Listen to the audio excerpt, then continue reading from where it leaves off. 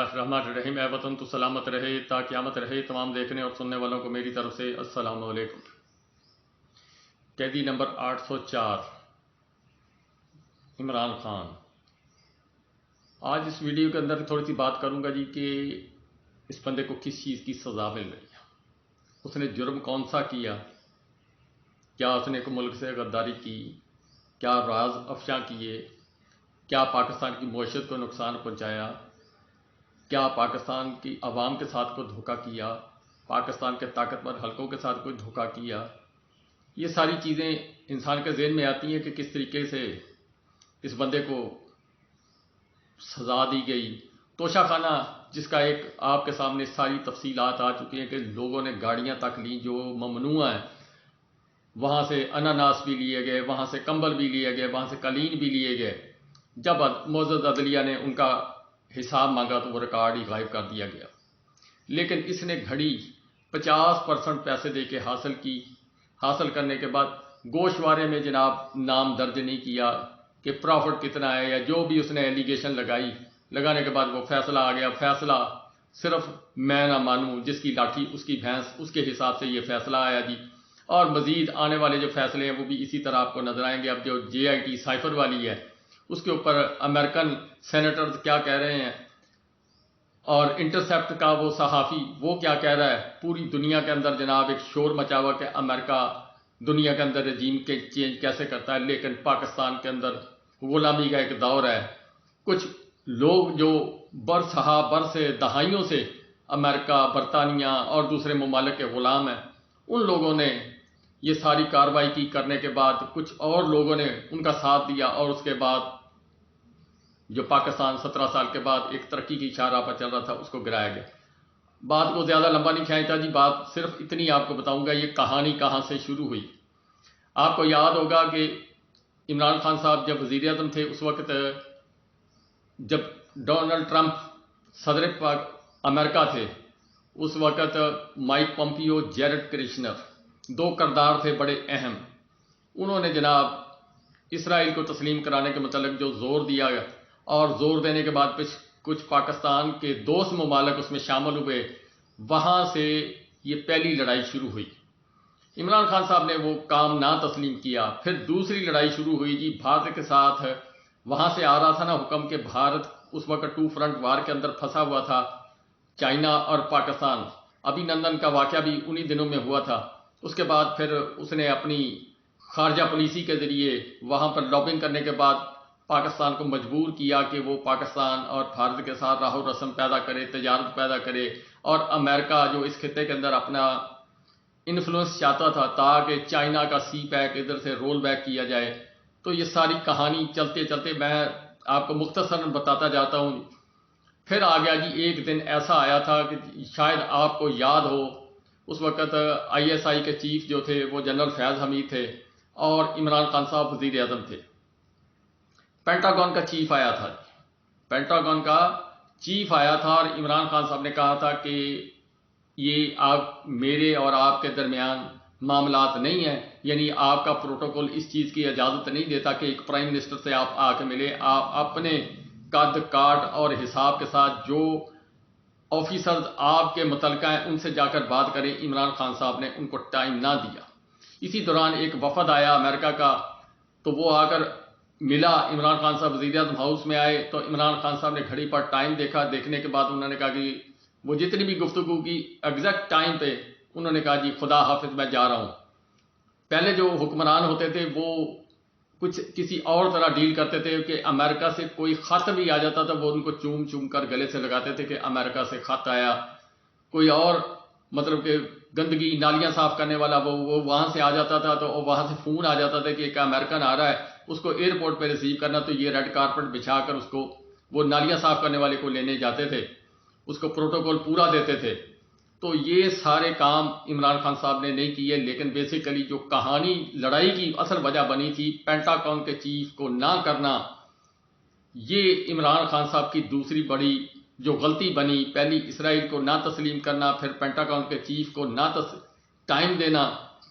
Pentagon کے chief کے متعلق یہ ہے کہ بڑے بڑے بادشاہ، جو بڑے بڑے ملکوں کے بادشاہ، اگر وہ پینٹاگون کے چیف کو ٹائم نہ دیں تو پھر وہاں پر یہی کچھ ہوتا ہے جو عمران خان صاحب کے ساتھ 27 تاریخ 9 اپریل کو ہوا، 27 کو ہوا، اور پھر اس کے بعد لگاتار اب یہ سلسلہ چلتا آ رہا ہے۔ اس دوران بہت سارے واقعات ہوئے۔ واقعات کے دوران عمران خان صاحب سے ڈیمانڈ کی گئی کہ ہمیں یہاں پر پاؤں رکھنے کی جگہ دی جائے۔ جب پاکستان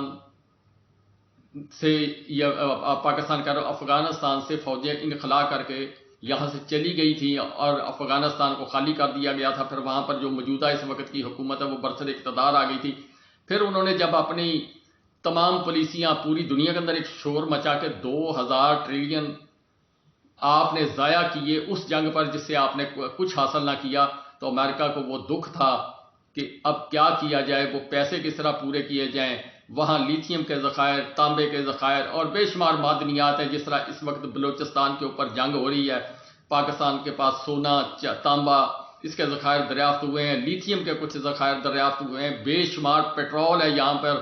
لیکن پاکستان، بھٹو صاحب نے ایک معاہدہ کیا تھا ایران کے ساتھ، اور اس کے بعد پاکستان نے وہ تیل نکالنا بند کر دیا تھا۔ اگر پاکستان تیل نکالنا شروع کر دیتا تو جو سطح ہے، یعنی جس طریقے سے یعنی لیول ہے زمین کا، اس حساب سے ایران کا تیل سارا موو کر کے پاکستان کی طرف آنا شروع ہو جانا تھا، لیکن پاکستان کو روکا گیا۔ عمران خان صاحب کے دور کے اندر کیکڑا ون والا ایک قصہ تھا۔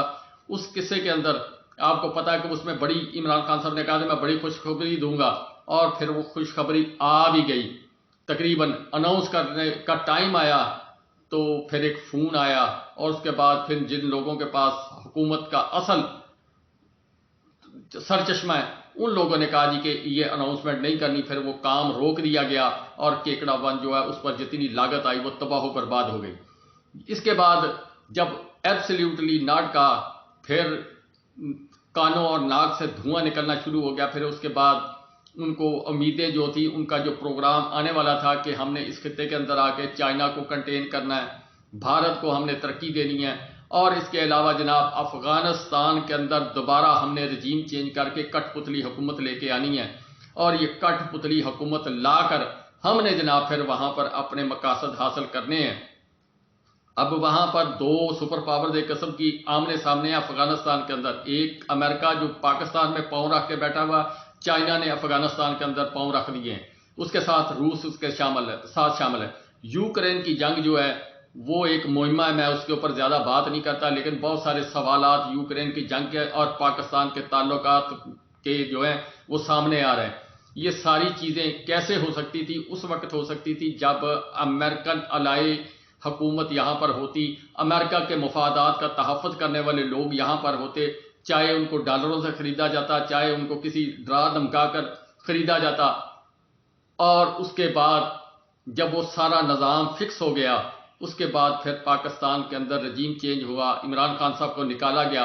لیکن یہ سلسلہ جو ہے، جو بائیڈن کی کون سا عمران خان صاحب کے ساتھ کو ذاتی دشمنی یا عمران خان صاحب نے اس کی بھینس چوری کی یا کوئی ایسا کام کیا، یہ نہیں ہے۔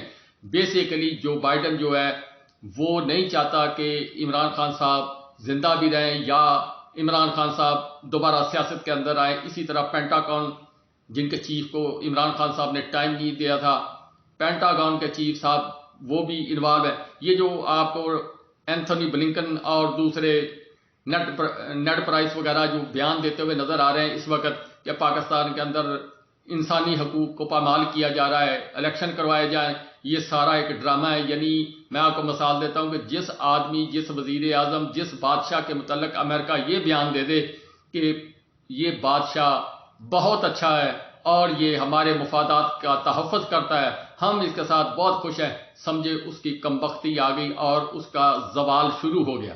یہ دنیا کے آپ تاریخ امریکہ کی اٹھا کے دیکھ لیں، امریکہ نے جس ملک کے اندر رجیم چینج کیا اس کے متعلق پہلے سٹیٹمنٹ دیا، اور اس کے دوران پھر خفیہ واردات کرنے کے بعد وہ سارے معاملات جو ہے درم برم کر دیے گئے، پھر وہاں پر اپنی رجیم جو لا کر رکھ دی گئی۔ عمران خان صاحب پر اب جو سختیاں ہو رہی ہیں وہ صرف اس وجہ سے ہو رہی ہیں کہ اس پارٹی کو ختم کیا جائے۔ کیوں؟ عوام 80% کے قریب 75 لگا لو، 65% لگا لو، عوام جو اس وقت ڈری ہوئی ہے، عوام جو اس وقت خاموش ہے، اور جس طرح کا کریک ڈاؤن آپ کے سامنے ہو رہا ہے وہ بتانے کی ضرورت نہیں۔ نہ عورت کی عزت محفوظ، نہ بچے کی عزت محفوظ، نہ بوڑھے کی عزت محفوظ. یہ کس لیے کیا جا رہا؟ کیا پاکستان کی تاریخ 76 سالہ تاریخ میں پہلے کبھی ایسا ہوا تھا؟ نہیں ہوا تھا. کیا یہ سب کچھ وہاں ہوتا تھا، یا بھارت کے اندر، یا اسرائیل کے اندر، یا جن ملک کے اندر امریکہ جا کر اپنی فوجیں اتارتا تھا وہاں پر یہ نظارہ آپ کو دیکھنے کا ملتا تھا جو اس وقت پاکستان کے اندر ہو رہا ہے؟ یعنی اسرائیل نے سوال یو این او میں اٹھایا تو اس نے کہا کہ آپ بات نہ کریں، پہلے اپنے ملک کے حالات دیکھیں. جو آپ اسلام آباد، لاہور، راولپنڈی، کے پی کے اور دوسرے شہروں کے اندر یا پورے پنجاب کے اندر آپ جو کچھ کر رہے ہیں وہ ہم سے تو آپ بہت آگے نکل گئے ہیں. یہ ساری چیزیں جو ہیں یہ منبع بنی بیسیکلی عمران خان صاحب کی تباہی کا باعث وہ پینٹاگون کا چیف تھا جس کو عمران خان صاحب نے نہ کی، جو بائیڈن کی پالیسیوں سے اختلاف کیا، اسرائیل کو تسلیم نہ کیا، بھارت کو سپر پاور بنانا ہے، اس خطے کا پردھان منتری بنانا ہے، اور پاکستان، بنگلہ دیش، سری لنکا، یہ جتنے ممالک ہیں جہاں چائنا نے انویسٹمنٹ کی ہے، ان ملکوں کو دوبارہ توڑ کر ایک کالونی بنانی، اور کالونی بنانے کے بعد امریکہ بھارت کو استعمال کرتے ہوئے چائنا کے ساتھ ایک بڑی جنگ کرے گا. اس خطے کے میں وہ میدان کون سا ہوگا؟ افغانستان ہوگا، پاکستان ہوگا، یا کوئی اور ہوگا؟ یہ آنے والے وقت کے اندر بات ہوگی. آج سے کچھ سال پہلے جب عمران خان صاحب کی حکومت تھی اس وقت پینٹاگون کی طرف سے ایک سٹیٹمنٹ آیا تھا کہ آنے والے کچھ سالوں میں، میں اب ایگزیکٹ نام نہیں لیتا چلو، لیکن انہوں نے ٹائم دیا تھا کہ پاکستان کے اندر اتنے سالوں کے اندر پاکستان اور بھارت کی ایٹمی جنگ ہوگی. اس دوران پاکستان کے اندر رجیم چینج ہوا. رجیم چینج کو کس کس نے سپورٹ کیا؟ کیا وہ پاکستان کے مفاد میں کام کر رہے ہیں یا پاکستان کی دشمنی میں کام کر رہے ہیں؟ یہ سوال آپ پہ چھوڑتے ہوئے میں آپ سے اجازت چاہتا ہوں. مختصر سی بات آپ کو اس ویڈیو کے اندر میں نے سمجھانے کی کوشش کی ہے کہ معاملہ عمران خان صاحب کی رہائی کا نہیں.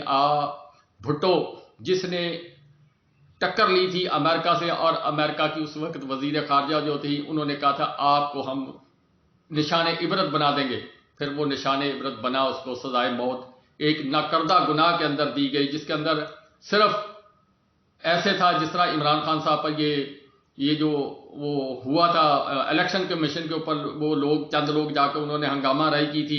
عمران خان صاحب بنی گالا میں بیٹھے ہوئے تھے تو وہ صلاح کار کے طور پر کتنے پرچے ہیں جو عمران خان صاحب پر ان کی، یعنی ان کو کہہ لیں کہ ان کا مائنڈ ہے جی 9 مئی کے واقعات، یہ جی عمران خان صاحب کی سازش ہے، انہوں نے عوام کو بھارا.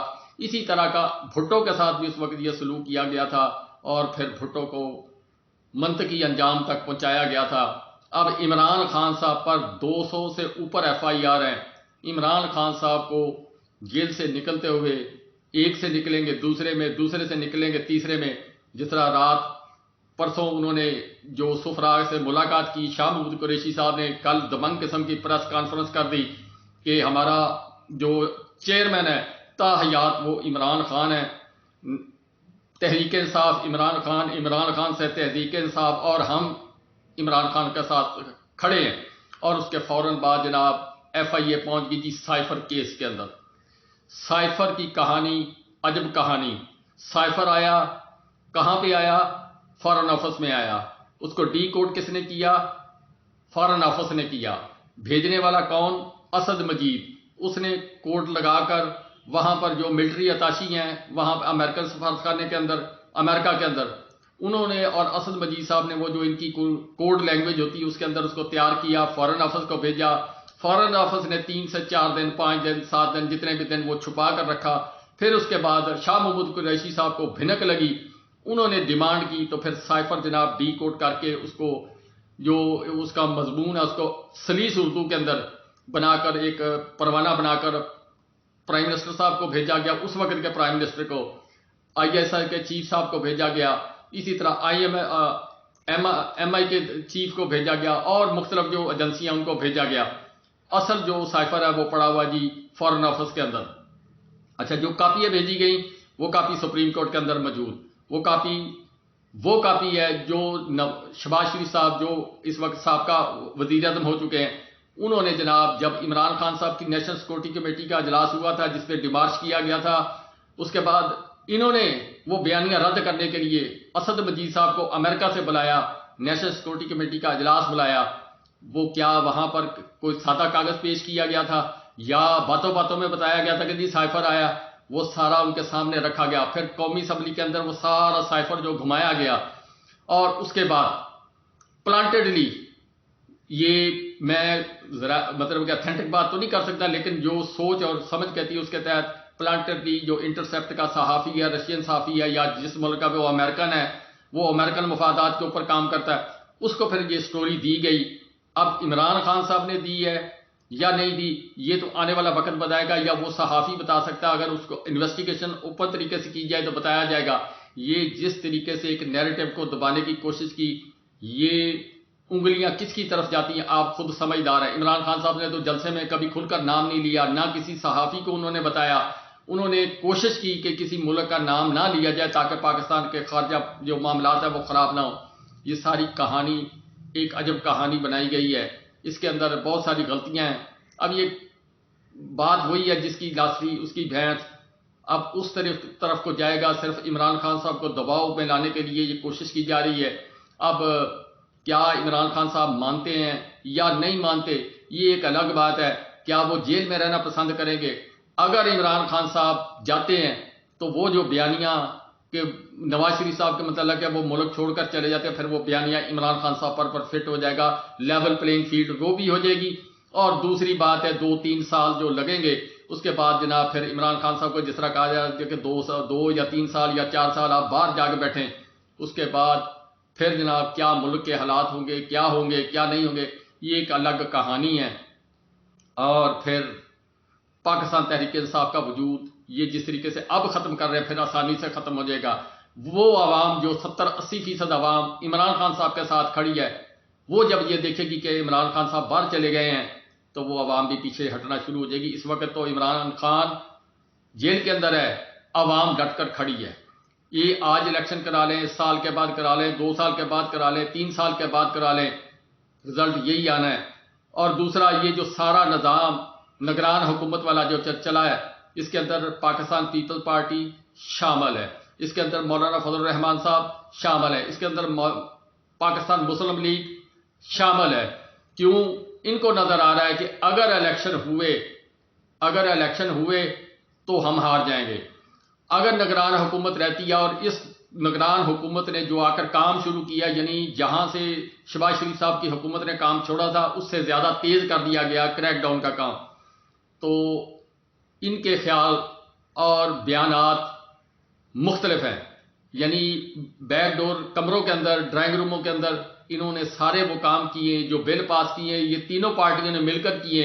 اور اب عوام کے سامنے پاکستان پیپل پارٹی ایک دوہرا چہرہ رکھ کے آ رہی ہے جی کہ الیکشن کروائے جائیں. اسی طرح پاکستان مسلم لیگ جو ہے وہ یہ کام کرنا شروع کر دیا جی کہ الیکشن کروائے جائیں.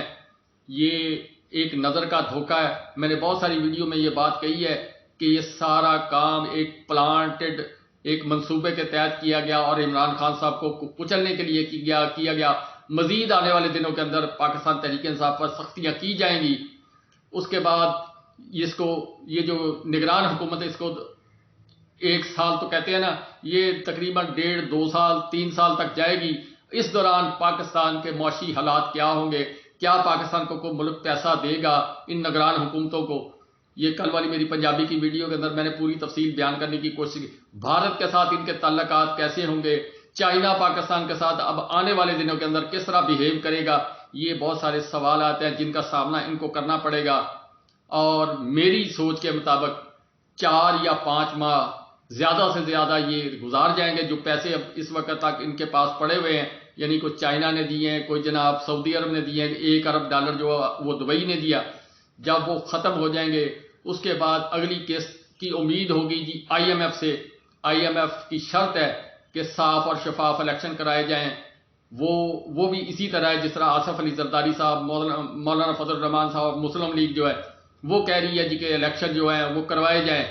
IMF جو ہے وہ یہ کبھی نہیں چاہے گی کہ ہاں جی کیا پاکستان کے اندر امریکہ کے مفادات کو پیچھے ڈال کر کوئی فیصلہ کیا جائے. 10 سال کا پروگرام امریکہ کا جو ہے، جس کے متعلق قمر الزمان قاہرہ صاحب نے بھی آپ کو آگاہی دی تھی جب وہ نئے جناب حکومت رجیم چینج ہوئی تھی. پھر اس کے بعد ان کا پروگرام یہ ہے کہ 5 سال ہمارے دیے جائیں، 5 سال ہمیں دیے جائیں، اور اس دوران مولانا فضل الرحمان صاحب دونوں کے بچولے بنے رہیں، اور پھر پاکستان کے اندر جناب امریکہ اپنا ہولڈ مکمل کر لے۔ چائنا کا سی پیک 10 سالوں میں کتنا پیچھے چلا جائے گا، یہ آنے والے وقت کے اندر آپ خود اندازہ کر سکیں۔ ایک فیکٹری جو ہے 10 سال کے لیے اس کی کنسٹرکشن روک دی جائے تو وہ فیکٹری دوبارہ کھنڈر بن جائے گی۔